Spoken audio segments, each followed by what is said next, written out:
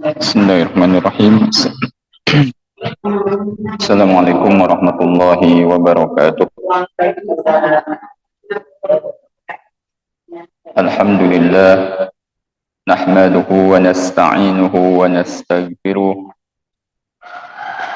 wa na'udzu billahi min syururi anfusina wa min sayyiati a'malina. Man yahdihillahu fala mudilla lahu wa man yudlil fala hadiya lahu.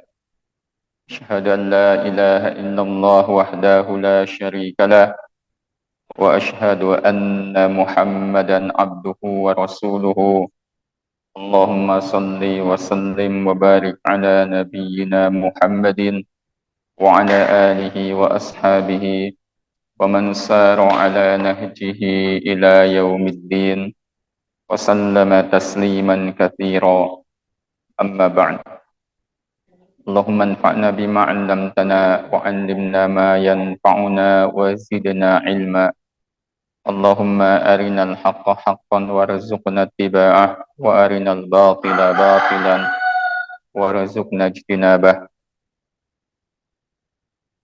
Tsumma amma ba'd, ibu-ibu yang dimuliakan Allah Subhanahu wa taala.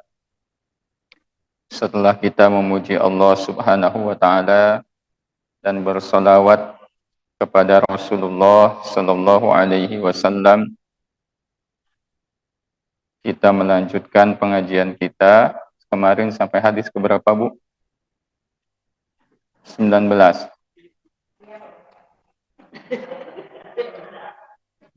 Tentang apa kemarin?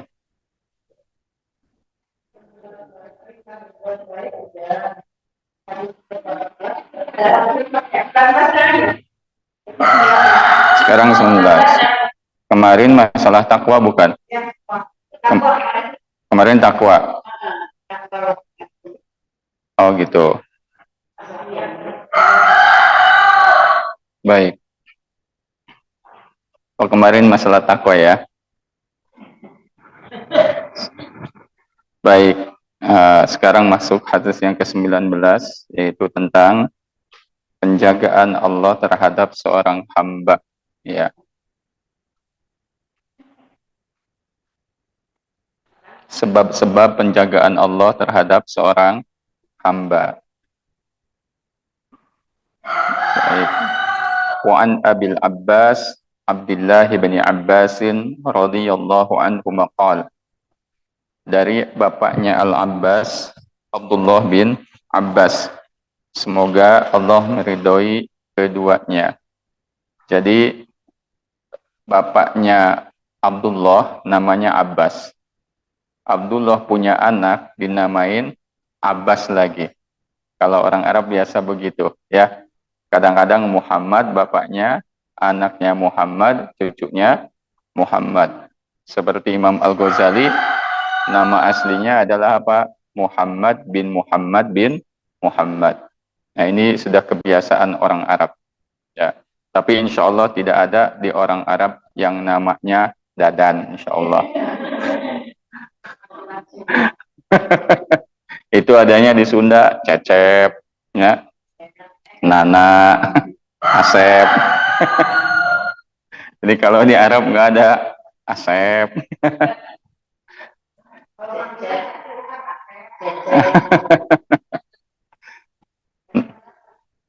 namina saha tong Acep bin. Cuma Sundanya. Nah ini kebiasaan orang Arab ya. Nama bapaknya kadang sama dengan nama anaknya, sama dengan nama cucunya. Ya, Abdullah bin Abbas ini anaknya Abbas, anaknya siapa? Pamannya Nabi, Abbas itu. Ya, Abbas pamannya Nabi, anaknya Abdul Muttalib.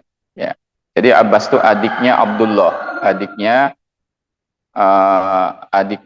Abdullah bin Abdul Muttalib. Ya, nah Abdul Muttalib ini punya anak.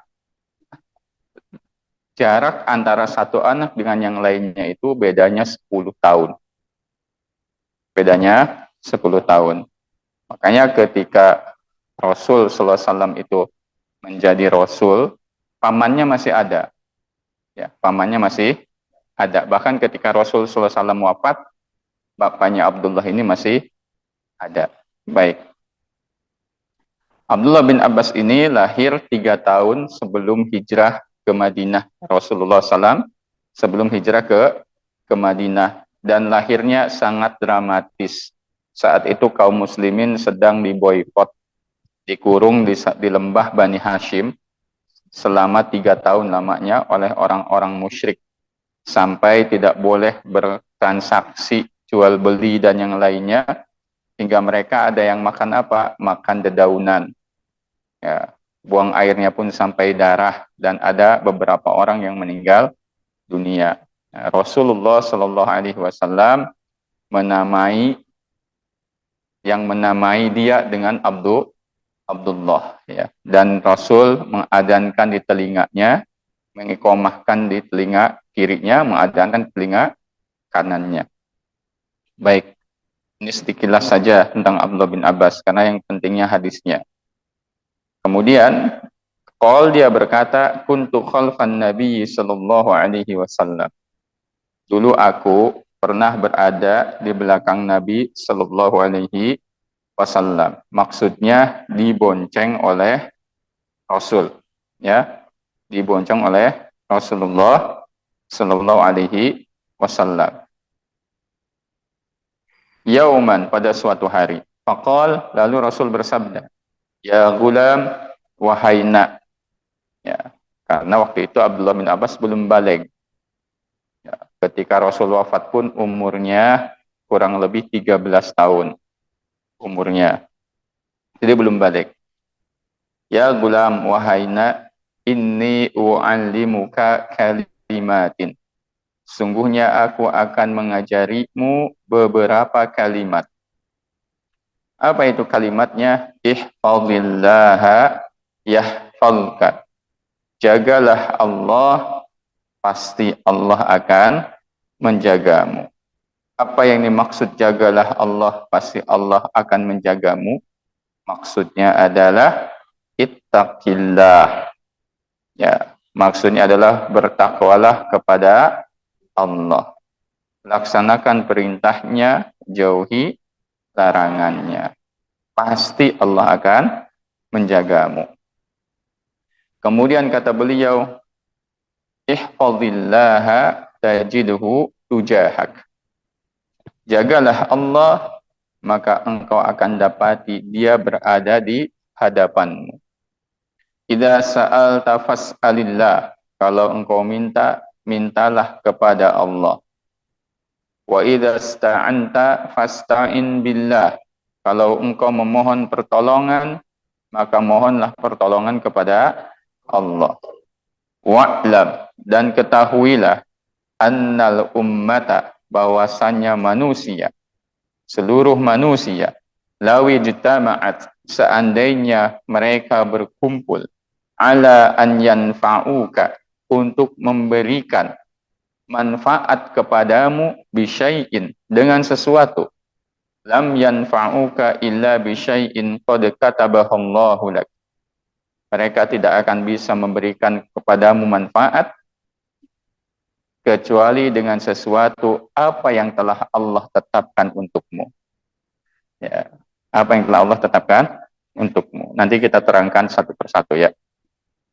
Wa in ijtama'u, dan jika mereka berkumpul, ala an yadurruka bisyai'in lam yadurruka illa bisyai'in qad katabahu Allahu 'alaik. Dan jika mereka berkumpul, semuanya berkumpul untuk memberikan keburukan kepadamu dengan sesuatu, maka mereka tidak akan bisa memberikan keburukan kepadamu kecuali dengan sesuatu yang telah Allah tetapkan untukmu. Ya, yang telah Allah tetapkan untukmu, atasmu. Rufi'atil aqlamu, pena telah diangkat. Wajaffatis suhuf, dan lembaran-lembaran catatan takdir sudah kering. Ya. Hadis ini rawahu Tirmidzi wa qala haditsun hasanun sahih. Riwayat Imam At-Tirmidzi. Dan beliau berkata hadisnya hasan sahih. Wa fi riwayatin, wa fi riwayati ghairi Tirmidzi, dalam riwayat selain Imam At-Tirmidzi, yaitu riwayat Imam Ahmad, apa kata Nabi? Ihfazillaha tajidhu amamak. Jagalah Allah, engkau akan dapati Allah di hadapanmu. Ta'arraf ilallahi firrakhai ya'rifka fisyiddah. Kenalilah Allah dalam keadaan senang, maka Allah akan mengenalimu dalam keadaan susah. Wa'lam annama akhta'aka lam yakun liyusibak. Ketahuilah, ngajarin keyakinan bukan mainnya. Apa yang bukan bagianmu, maka tidak akan menimpamu. Tidak akan salah, ya. Wa ma asabaka lam yakun liyukhti'ak. Dan apa yang merupakan bagianmu, maka pasti tidak akan salah, pasti akan menimpamu. Wa'lam anna nasra ma'as sabri. Dan ketahuilah bahwasannya pertolongan Allah itu bergandeng dengan kesabaran. Wa annal faraja ma'al karbi. Dan jalan keluar dari kesusahan itu bergandeng dengan kesusahan itu sendiri. Wa anna ma'al usri yusra. Dan kesulitan itu bergandeng dengan kemudahan. Ya. Baik, kita pelajari satu persatu. Di sini hadis ini Nabi Shallallahu Alaihi Wasallam sedang mengajarkan banyak sekali pelajaran. Intinya pelajaran tentang tauhid, tentang menguatkan ketauhidan kita kepada Allah, menguatkan keimanan kita kepada Allah, menguatkan keyakinan kita kepada Allah. Keyakinan kita kepada Allah. Dan yang diajari tauhid di sini siapa? Anak kecil, umur 10 tahun. Maka pelajaran yang pertama, ya, pelajaran yang pertama yang bisa kita ambil dari hadis ini adalah apa? Yang pertama kali yang harus diajarkan kepada anak-anak kita adalah apa? Iman dan tauhid. Iman. Ajarkan mereka selalu merasa diawasi oleh Allah. Ajarkan mereka tentang rasa takut kepada Allah. Ajarkan mereka bahwasanya semua amal perbuatan itu akan dipertanggungjawabkan di sisi Allah nanti. Ajarkan mereka bahwasanya setiap kita dekat dengan Allah, pertolongan Allah akan lebih dekat kepada kita. Ajarkan mereka bahwa berbaktinya mereka kepada orang tua merupakan salah satu konsekuensi mereka beriman kepada Allah. Karena tidak berarti iman kepada Allah jika dia durhaka terhadap orang tua. Ajarkan. Dia yang harus kita ajarkan kepada anak-anak kita yang pertama adalah tanamkan iman. Tanamkan iman. Moralitas anak-anak hari ini jatuh, ya, rusak karena apa? Salah dalam pola pendidikan. Orang tua mengajarkan kepada anak-anaknya materialisme. Bagaimana orang tua mengajarkan anaknya, nak, nanti engkau harus seperti artis itu. Nak, nanti engkau harus menjadi seperti pengusaha itu. Tidak diajarkan. Nah, engkau laksanakan perintah Allah. Allah akan menjagamu. Nah, engkau hati-hati dengan perbuatanmu. Karena Allah Maha mengetahui semua perbuatanmu. Ajari moral. Ajari keimanan. Karena kalau iman itu sudah tertancap dengan benar, insya Allah akhlak pun akan menjadi baik. Akhlak pun akan menjadi baik. Kebalik. Padahal kalau orang tua hari ini tahu bahwasanya dengan mengajarkan iman itu adalah bekal yang paling besar. Mengajarkan tauhid adalah bekal yang paling besar bagi anak-anaknya. Kelak anak-anaknya mau menjadi apapun, mereka akan menjadi anak-anak yang saleh. Anak-anak yang bertakwa kepada Allah Subhanahu wa Ta'ala. Kan kita enggak ada jaminan. Walaupun harta kita banyak, Bu, ya. Punya tabungan begitu banyak, deposito mungkin ratusan miliar. Ada jaminan nanti setelah kita meninggal dunia, harta itu akan bermanfaat untuk anak-anak kita? Tidak ada jaminan. Ada jaminan tidak? Tidak ada. Apa yang menjamin yang bermanfaat untuk mereka? Ajaran keimanan, ajaran ketauhidan. Bagaimana si anak ini menjadi hamba Allah yang baik. Baru karena harta yang baik akan bermanfaat di tangan orang yang baik. Tapi harta yang baik di tangan orang yang tidak baik, dia tidak akan bermanfaat. Apalagi harta itu berasal dari yang tidak baik. Bisa dipahami ya Bu ya? Baik. Ihfadillaha tajiduhu ihfadillaha yahfadka. Ihfadillaha maksudnya bertakwalah kepada Allah. Takutlah engkau kepada Allah, maka Allah akan menjagamu. Ya. Ihfadillaha tajidhu tujahak. Jagalah Allah, maka engkau akan dapati Allah berada di hadapan. Maksudnya apa? Idza khifta minallah. Jika engkau takut terhadap Allah, wal tazamta bi syariatihi, dan engkau konsisten dengan syariat Allah, ajaran-ajaran agama Allah, kanallahu ma'aka yansuruka wa yasunuka wa yahmika. Maka Allah akan bersamamu, dia akan menolongmu, dia akan menjagamu, dan dia akan membentengimu. Ya, ini sebab yang paling besar agar Allah menjaga kita. Susah tidak? Mudah ngomongnya. Mudah ngomongnya, susah prakteknya. Ya, jadi motivator mah gampang. Orang jadi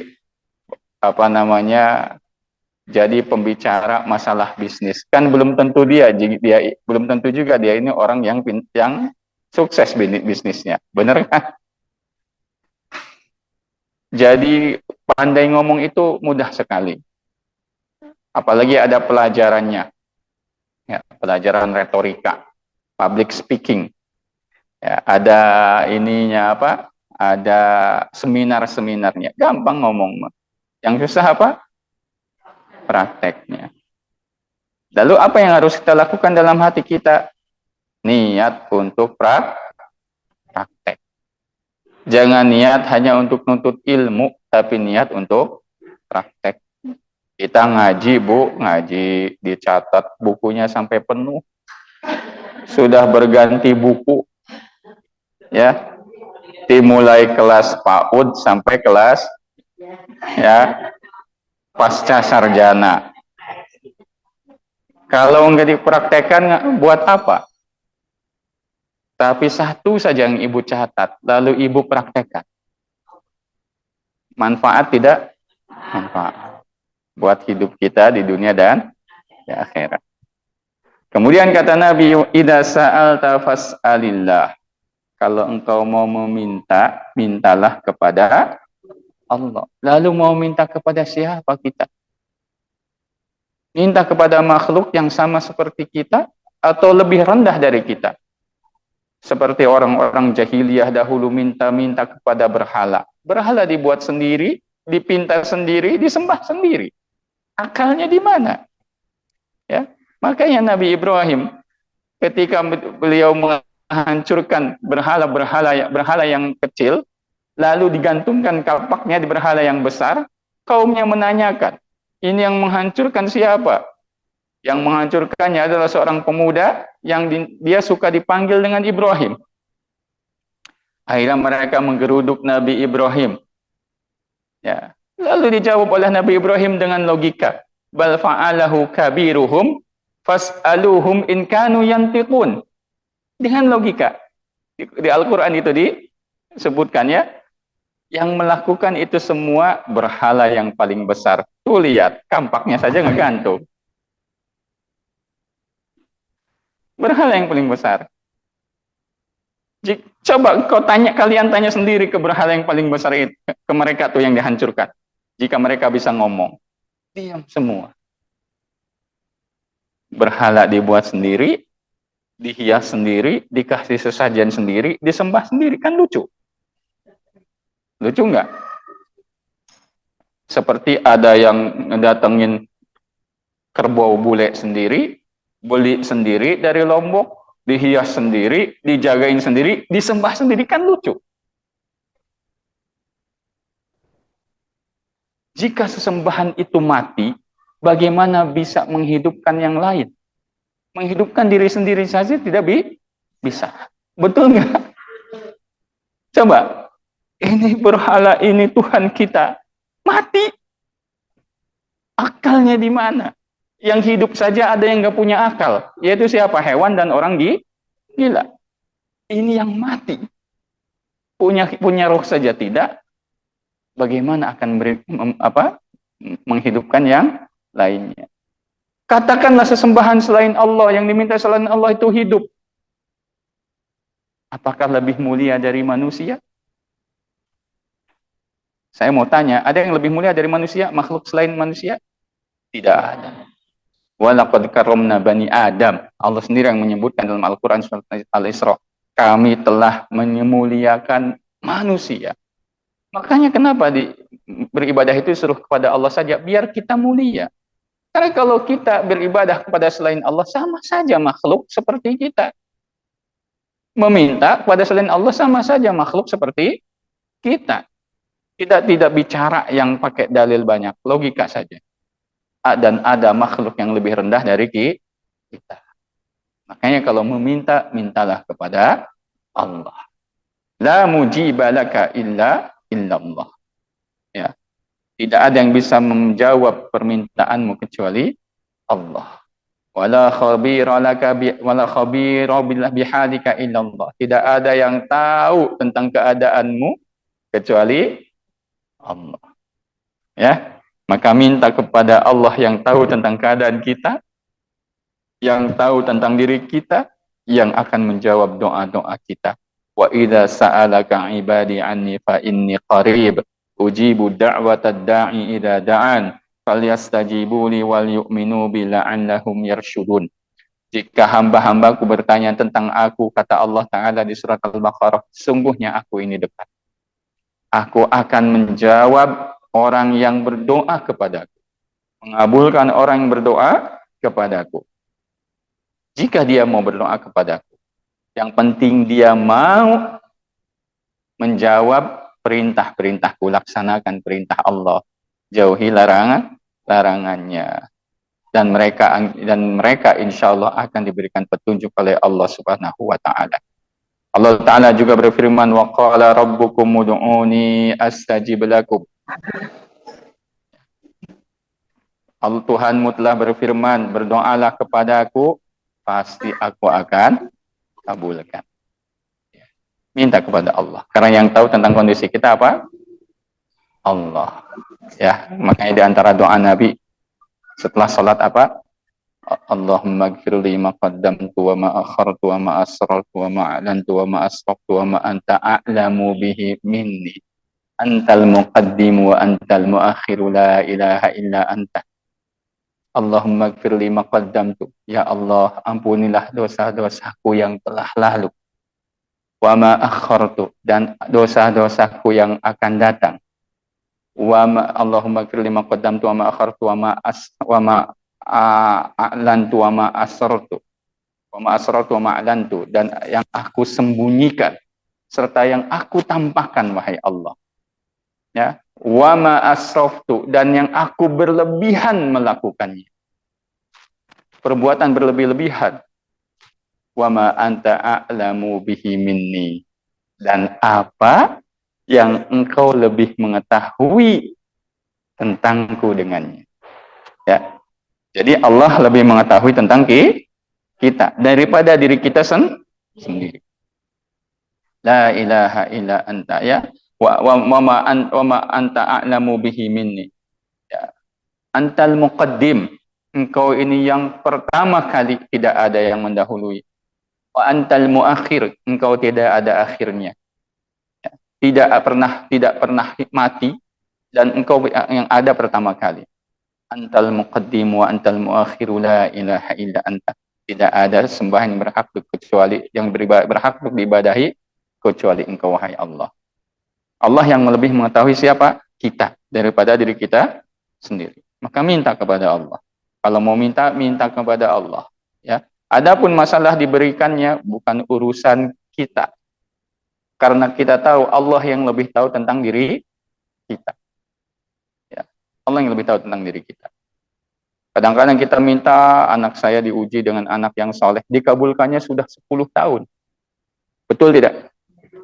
Saat sudah 10 tahun, baru kita tahu itu nikmat yang besar dari Allah. Baru dikabulkannya anaknya soleh sudah 10 tahun. Karena tahu, kondisi hati kita tahu. Allah tahu kondisi kita. Kapan kita sanggup untuk menerima semua itu. Tetap berbaik sangka kepada Allah. Ana inda dhanni abdi bi. Kata Allah Ta'ala di dalam hadis qudsi, aku tergantung persangkaan hamba. Wa idza sta'anta fasta'in billah. Dan jika engkau meminta pertolongan, mintalah pertolongan kepada Allah. Kenapa minta pertolongan kepada Allah? Falan tajida khairan illa minallah. Kau tidak akan pernah dapat mendapatkan kebaikan kecuali dari sisi Allah. Dari Allah. Ya. Kata para ulama seperti itu. Kemudian wa'lam annal ummata. Ketahuilah. Seandainya semua manusia mereka ini berkumpul untuk apa? Memberikan manfaat kepada dengan sesuatu, memberikan manfaat kepadamu dengan sesuatu, maka mereka tidak akan bisa memberikan manfaat kepadamu kecuali adalah apa yang telah Allah tetapkan untukmu. Demikian sebaliknya. Demikian sebaliknya. Mereka berkumpul ingin memberikan keburukan kepadamu, mudarat, maka tidak akan pernah bisa kecuali apa yang telah Allah tetapkan atasmu. Semuanya tentang takdir Allah. Ini mengajarkan kita tentang apa? Tauhid, keyakinan. Sudah. Beraktivitas saja. Selama kita, makanya diajarkan pertama kali apa? Bertakwa dulu. Kalau kita tidak melanggar larangan, kita tidak meninggalkan perintah, kita bertakwa kepada Allah, jangan pernah khawatir. Sekalipun orang-orang itu berkumpul untuk memberikan manfaat kebaikan kepada kita, jangan pernah yakin bahwa itu akan terjadi kecuali dengan izin Allah. Yakinlah. Semuanya dengan izin Allah. Jadi jangan pernah kita berharap kepada makhluk. Berharaplah kepada Allah. Kenapa berharap kepada Allah? Karena Allah yang membolak-balikan hatinya para makhluk. Siapa yang membolak-balikan hatinya? Manusia. Allah. Yang memiliki hati kita semua siapa? Allah. Jangan berharap kepada makhluk. Berharaplah kepada Allah yang memiliki hati-hati manusia. Manusia sudah berkumpul dengan segala kekuatan mereka, dengan segala potensi mereka, mau membantu Anda, ya, mau diringankan vonisnya yang dari hukuman mati jadi 20 tahun. Nggak bisa. Kalau ketetapan Allahnya sudah hukuman mati. Benar kan? Sehebat apapun mereka, mau jenderal, mau apa, ya kan? Dia mau jadi pejabat tinggi, tidak bisa menolak ketetapan Allah. Tidak bisa. Apalagi menolak kematian. Ya. Jenderal mati enggak? Mentang-mentang letjen, misalnya bintang 3, komjen, datangin malaikat maut, Pak Komjen mau dicabut nyawanya. Nanti dulu, saya belum bintang 4. Gitu malaikat mautnya? Enggak. Terus Pak Komjen yang ngomong, sudah kamu mau berapa? Ya. Saya bintang 4 baru, nanti setelah selesai bintang 4 baru ambil nyawa saya. Gitu malaikat maut? Enggak. Betul? Gitu enggak? Enggak. Enggak pernah tahu itu kemarin yang jatuh. Ya, ada pejabat tinggi kita. Jatuh helikopternya. Mereka enggak pernah tahu helikopternya kan? Jatuh. Benar kan? Sudah dicek, sudah diapa semuanya. Oke. Ini Sudah perfect semuanya. Jatuh. Jadikan pelajaran. Ya, jatuh. Nggak pernah tahu orang itu ya. Nggak kayak Nabi Ibrahim alaihissalam. Mau dicabut nyawanya, kompromi dulu Ibrahim. Allah merintahkan saya untuk mencabut nyawamu. Kata Ibrahim apa? Hal ra'aita al-habiba yaqtulu habiba. Apakah engkau pernah melihat ada seorang kekasih yang membunuh kekasihnya? Malaikat maut keder. Balik lagi ke Allah. Aduh. Allah Maha tahu. Ya Allah, Ibrahim kok gitu? Ya, Ibrahim kok gitu? Akhirnya kata Allah, katakan kepada Ibrahim, wahai Ibrahim, apakah seorang kekasih apakah seorang kasih tidak ingin bertemu dengan kekasihnya? Akhirnya Ibrahim mau dicabut nyawanya. Nabi Musa alaihissalam mau dicabut nyawanya sama malaikat maut, dipukul malaikat maut sampai matanya keluar sebelah. Allah Maha tahu. Allah Maha tahu. Laporan malaikat mautnya kepada Allah, dikembalikan penglihatannya yang sebelah itu. Lalu Allah berpesan, katakan kepada Musa bahwa aku akan mencabut nyawanya. Baru Musa tahu bahwa itu keinginan Allah. Kata Musa, biarkan aku ke Palestina dulu. Setelah itu, engkau cabut nyawaku. Ya. Setelah itu engkau cabut nyawaku. Kompromi dulu enggak? Rasul kita Shallallahu Alaihi Wasallam mau meninggal dunia ditawari dulu. Ditawari dulu. Ya, engkau mau kekal hidup di dunia Muhammad atau mau bertemu dengan Allah? Kalau engkau mau kekal hidup di dunia, maka silahkan. Engkau akan jadi raja di dunia. Kekal selamanya. Tapi kalau engkau ingin bertemu dengan Allah, mau milih yang mana? Rasul pilih apa? Ar-Rafiqul A'la. Teman yang paling tinggi yaitu Allah. Kompromi dulu, Bu. Kompromi. Sama kita kompromi dulu enggak? Enggak. Kayak atuh abdi tidak bade umroh heula. Ulah waka dicabut nyawa. Nah, emang lu yang ngatur? Ya? Ada yang jadi caleg nanti dulu, tuh saya kan baru jadi caleg. Belum jadi anggota dewan. Belum balik modal. Ya, belum dapat dana aspirasi 100 juta sebulan. Ya. Wow. Harus tahu rakyat, ya, itu uang rakyat. Biar kita bisa mengontrol, bukan mencaci maki, menasehati. Ingatkan. Karena mengingatkan itu bentuk kecintaan kepada saudara kita. Kehula atau malaikat. Orang kan kakarage jadi caleg. Belum jadi anggota kompromi gitu. Enggak ada. Ya. Cabut saja. Wajaat sakratul mauti bil haq. Dzalika ma kunta minhu tahid. Sakratul maut itu datang dengan benar. Itulah yang dulu engkau berlari darinya. Ya. Ada yang gitu, Bu. Enggak kompromi. Aya jelema keur mabok ke heula atuh malaikat maut ya urang mau keur mabok keneh. Kayak salat tahajud cenah.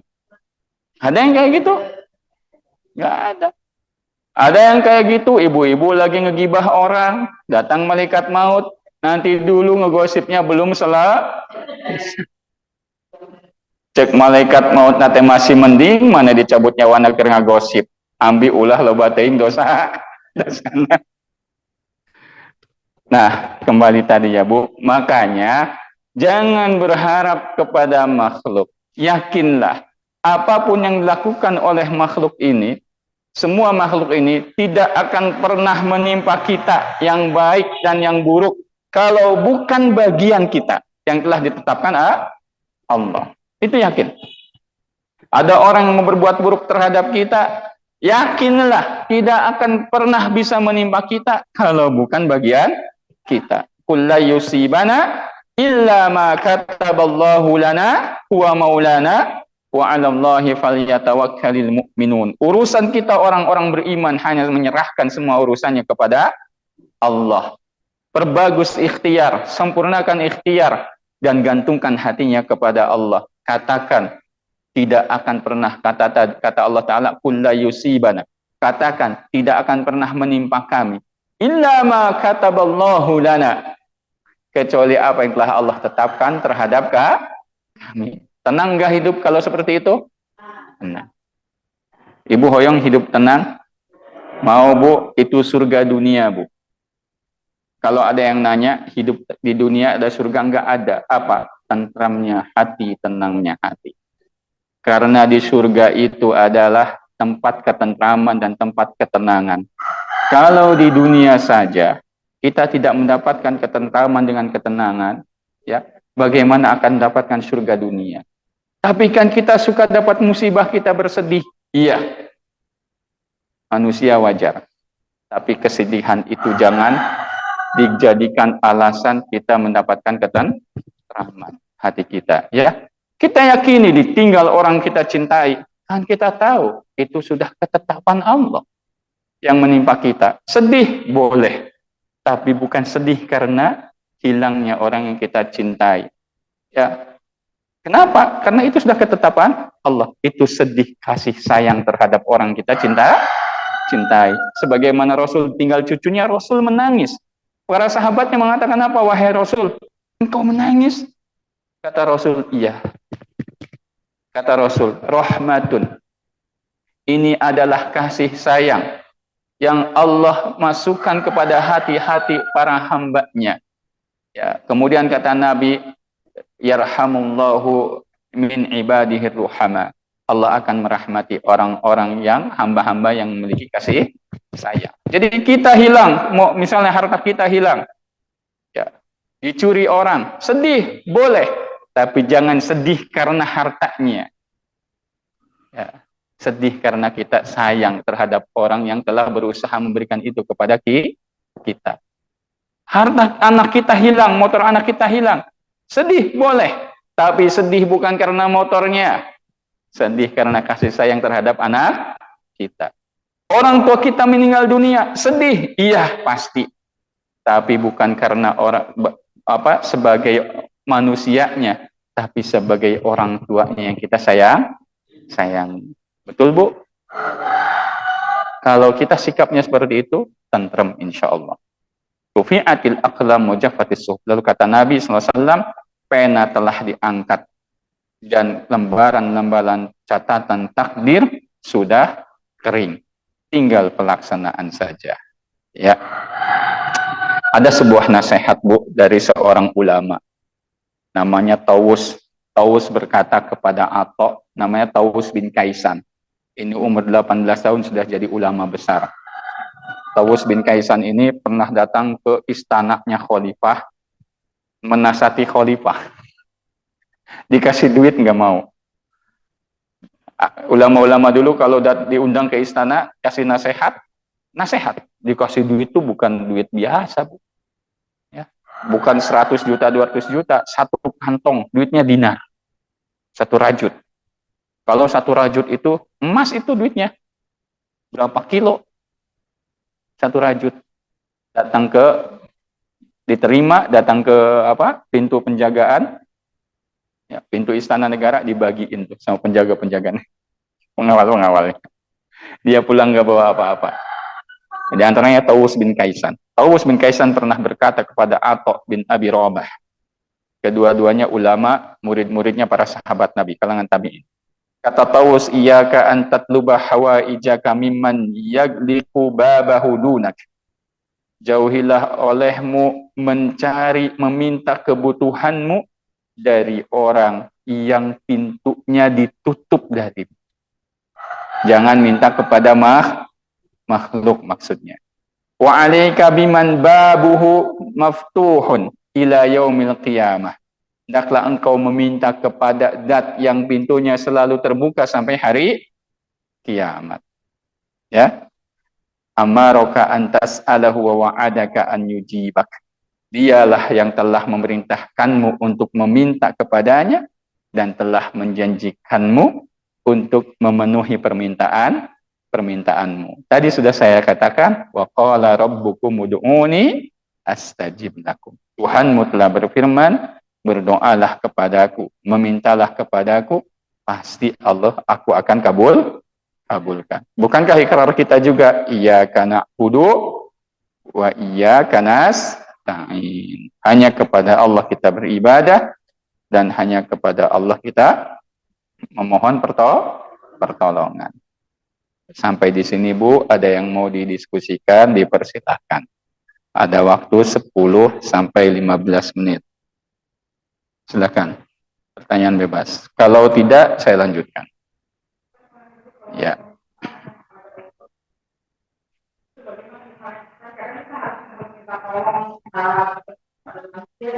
Iya. Ada yang sifatnya bukan berarti meminta kepada selain Allah itu salah ya. Jadi ada yang sifatnya sesuatu yang tidak bisa memenuhinya kecuali Allah. Maka jangan minta kepada makhluk. Ada yang sifatnya makhluk bisa memenuhinya. Maka boleh. Itu namanya apa? Ta'awun. Salah satu bentuk saling tolong menolong. Salah satu bentuk ikhtiar. Ya. Yang menyembuhkan Allah, betul. Yang menyembuhkan penyakit siapa? Allah. Ikhtiarnya minta kepada siapa? Dokter. Jangan yakin, maksudnya jangan yakin kita bahwa dokter yang menyembuhkan. Itu yang dimaksud. Minta kepada Allah itu di sana. Ya, kalau ikhtiar silahkan. Karena memang dokter ahlinya. Ahlinya pengobatan. Jadi minta ke sana dengan tetap meminta kesembuhan kepada Allah. Begitu Bu. Ada lagi silakan.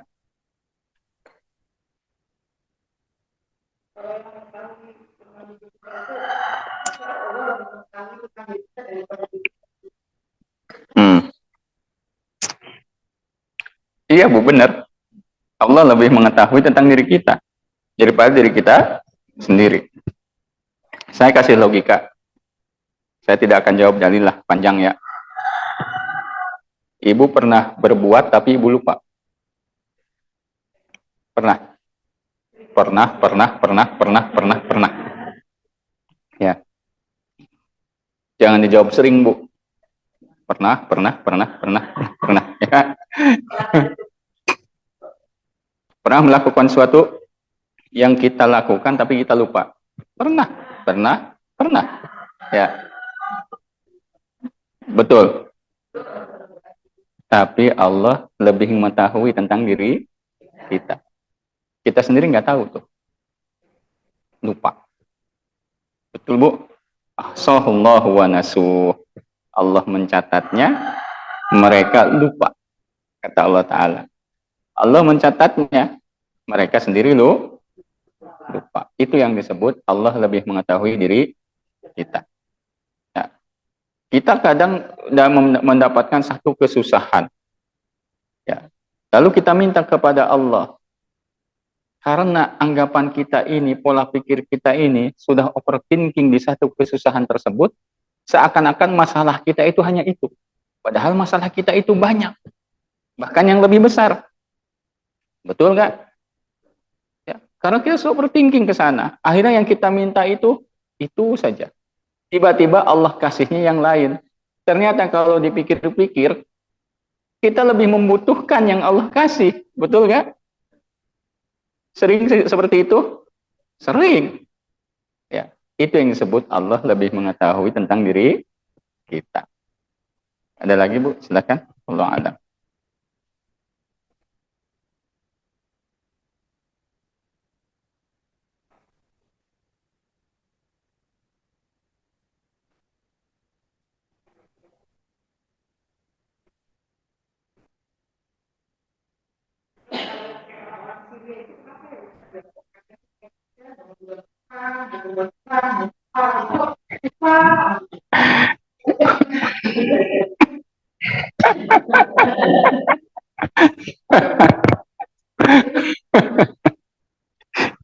Serius, saya juga serius.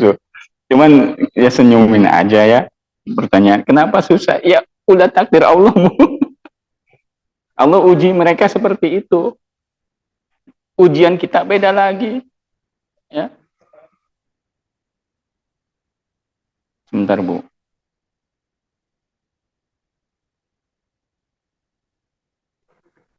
Ujian mereka beda dengan kita. Ujian mereka mungkin perang. Mungkin Allah sudah takdirkannya seperti itu. Allah tempa imannya dengan ujian seperti itu. Seandainya itu diberikan kepada kita, mungkin kita nggak sanggup. Tapi mereka sanggup, ya, sanggup menghadapinya. Allah uji seperti itu. Tinggal kita doakan, kita bantu. Sudah perang, gempa lagi. Cuman nggak banyak diambil pelajaran. Saudara-saudara kita itu mudah diadu domba. Makanya Bu, kita ini nikmat sekali. Jangan pernah kita mau diadu domba. Hidup itu jangan seperti lato-lato, ya. Dibentur-benturkan terus. Mau Bu seperti itu?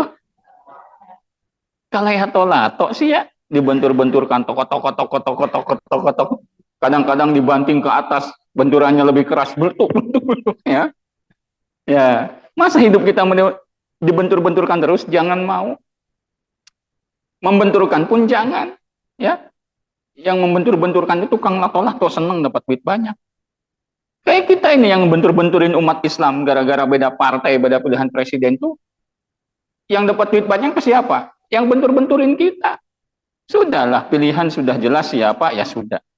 Tidak usah kita ribut. Tidak usah kita ribut kan. Kemudian beda paham madhab, pendapat dalam agama. Sampai ribut. Ada yang bubarin pengajian, ada yang nggak boleh ngaji ke sini, nggak boleh ngaji ke sini. Ya buat apa?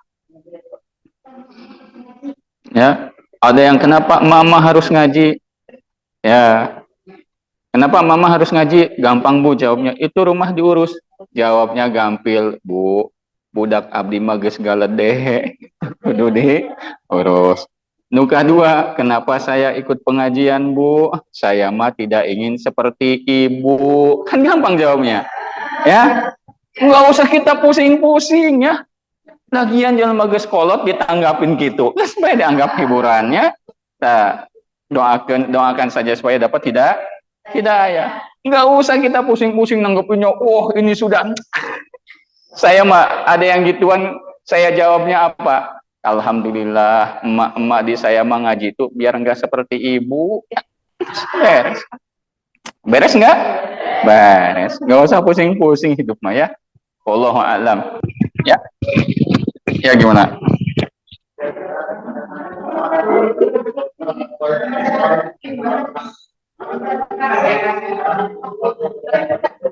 Apanya?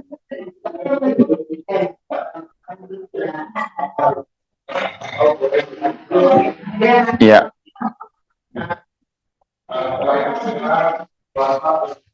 Iya, semua bentuk ikhtiar selama tidak bertentangan dengan agama itu dibolehkan. Ya, seperti apa? Seperti pola hidup sehat. Ya, kemudian apa? Tadi makanan-makanan sehat ya, ya pola hidup sehat lah. Allah sendiri mengatakan apa? Kulu washrabu wala tusrifu. Makan dan minumlah kalian dan jangan berlebihan. Ini menunjukkan pola hidup sehat, ya, pola hidup sehat.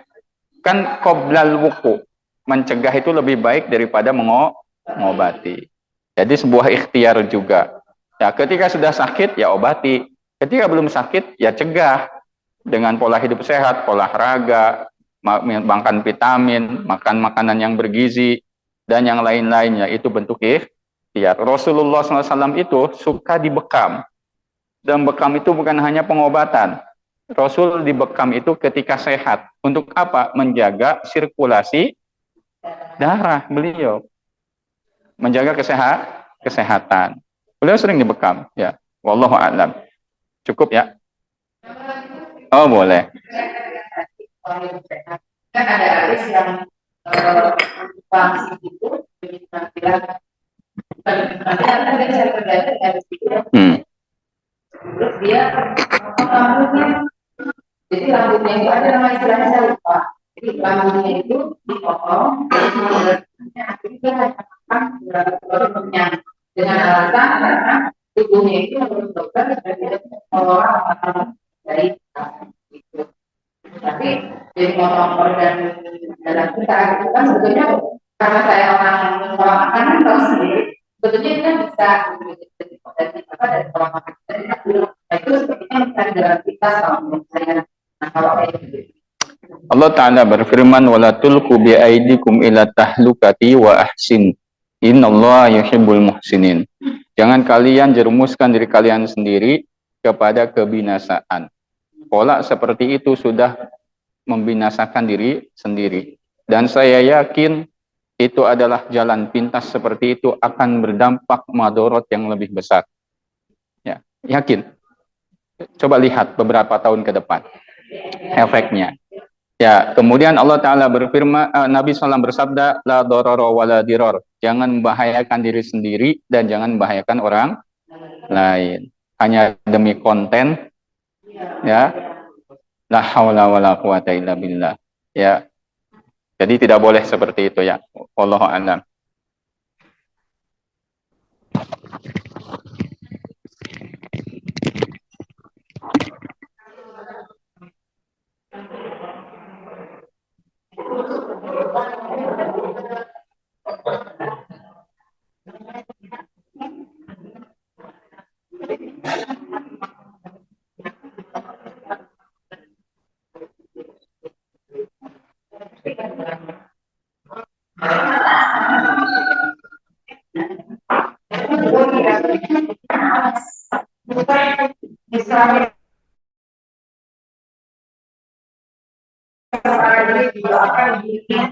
Oh, kita doakan. Ya, Ibu Nining binti, Ibu Sahal. Tahu almarhum Pak Sahalnya sahabat saya. Ya, saya tukang makan di rumahnya dulu. Waktu beliau masih hidup. Allahumma salli wa sallim wa barik ala sayyidina Muhammadin wa ala alihi wa ashabihi ajma'in. Alhamdulillahi rabbil alamin. Hamdan syakirin, hamdan na'amin, hamdan yuwafi ni'amahu wa yukafi'u mazidah. Ya Rabbana lakal hamdu kama yanbaghi li jalali wajhikal karimi wa 'azimi sultanik. Allahumma salli wa sallim wa barik ala sayyidina Muhammadin wa ala alihi wa ashabihi ajma'in. Allahumma shfi marada Ibu Nining zaujati Bapak Sahal Suhana shifaan ajilan la yaghadiru saqama innaka antas syafi fashfi anha shifaan fashfiha shifaan ajilan innaka antas syafi la shifaan la yaghadiru saqama. Amin. Allahumma taqabbal minna ya rabbal alamin. Sallallahu ala nabiyyina Muhammadin wa ala alihi wa ashabihi ajmain. Alhamdulillahirabbil alamin. Saya kira cukup ya. Ada lagi? Cukup, kita tutup dengan doa kafaratul majlis. Subhanakallahumma wa bihamdika asyhadu an la ilaha illa anta astaghfiruka wa atubu ilaik. Wassalamualaikum warahmatullahi wabarakatuh.